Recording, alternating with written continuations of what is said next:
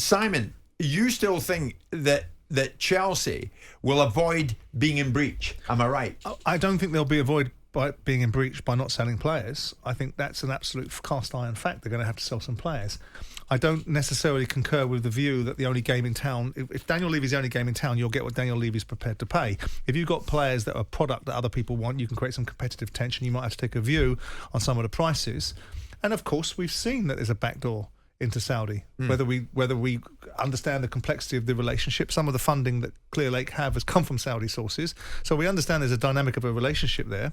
So whether their transfer window opens on July the 1st, they can do deals that will be able to find their way around it. I do think they've got to sell £100 million worth of players in terms of profitability, not in terms of gross receipts. And I do think they've got the resources to be able to do that. The argument they're advancing, they don't have to do it. Look, private equity guys are either good or bad. They're either completely wrecking of business because they haven't got a clue what they're doing, or they're very diligent. Right. And they'll be one or the other. Yeah, right. Stefan, you wanted to come in. Well, I just think the Saudi thing could be a bit of a red herring, because if we're talking about selling players like Gallagher, Maatsen, Brozier, these sorts of I'm not talking about the young players, they're not going to go, right? No. So, and Lukaku it's very unlikely that from a fair value perspective, that people don't say something if they try and sell Lukaku for more than his book value. Right. Stefan, I think this key question, and I've saved it till last, because I think we've got to let the impact of your answer, which I predict the nature of your answer may take a bit of digesting. Could we seriously have a situation, Stefan, where we still may have an asterisk next to the names of Everton and, say, Nottingham Forest come the final game or after the final game of the season? Well, look, I think we know that Notts Forest is going to be heard on the 7th and 8th of March. Now, what's interesting there is that the Everton hearing was 5 days and the Notts Forest hearing, we believe, is 2 days, which suggests that it's a simpler case. That may mean that the decision comes quicker, and it may mean that any subsequent appeal is quicker. But let's assume that it's the same timescale as Everton. You've then got a situation where the distance between the hearing and the judgment is around about a month, right, which takes you to the beginning of April. Let's say Notts Forest decide they want to appeal, which they're almost certainly going to do, almost whatever the penalty, because there's no downside risk of an appeal. So you then need to give everybody the opportunity to prepare for the appeal, which must take a minimum of, let's say, 3 weeks. Now, the Premier League's own standard directions has the final date for an appeal hearing to be heard on the 24th of May.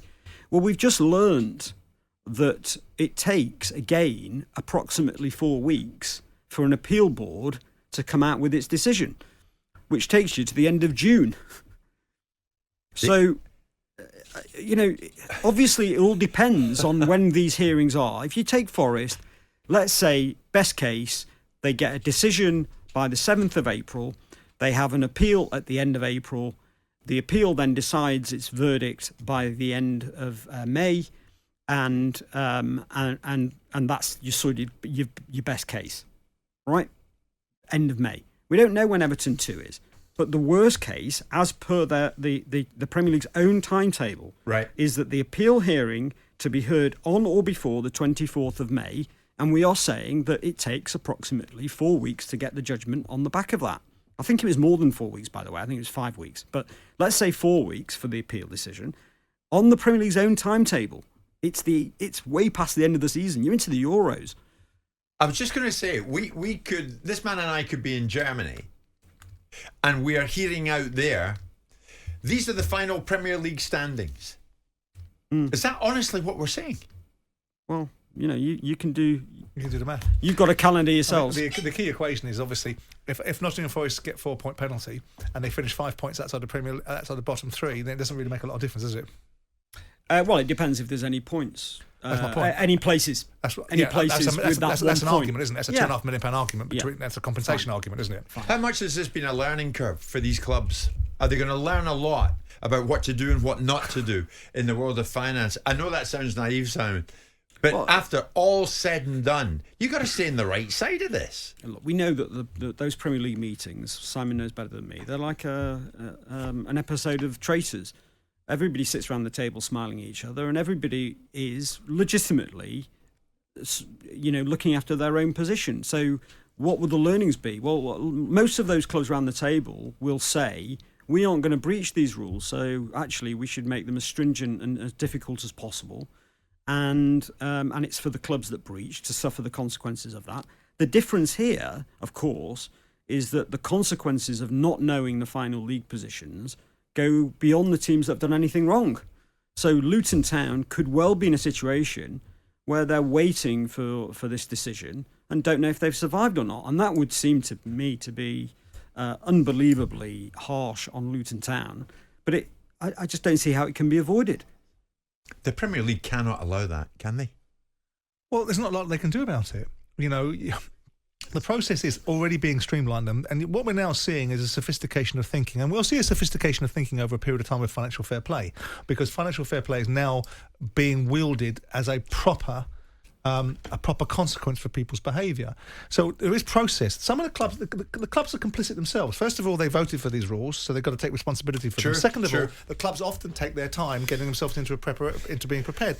The question is, why did it take from November the 17th till February to hear the appeal for Everton? Yeah. And maybe that's because Everton took that amount of time to prepare themselves for that hearing. But judging by this, Simon, we might be in the crazy situation, Stefan, of Luton Town fans, for argument's sake. The last ball is kicked in the Premier League. They've survived. These fans go on holiday, come back, they're down. I mean, there's only one answer, which is yes. I mean, that at the moment, that looks a distinct possibility. Crazy. Stefan Borson, not for the first time, and thank you for what you did for us on Transfer Deadline Day. The reaction to that was sensational, Stefan. Thank you so much. And again this morning for putting this into some kind of an area that we can all try to get to grips with it. Simon's way ahead of me on this, as you might imagine. You, Stefan, as well. But thank you. Jim White and Simon Jordan. Monday to Friday mornings from 10 on AM, on DAB, via the talkSPORT app and on your smart speaker. talkSPORT.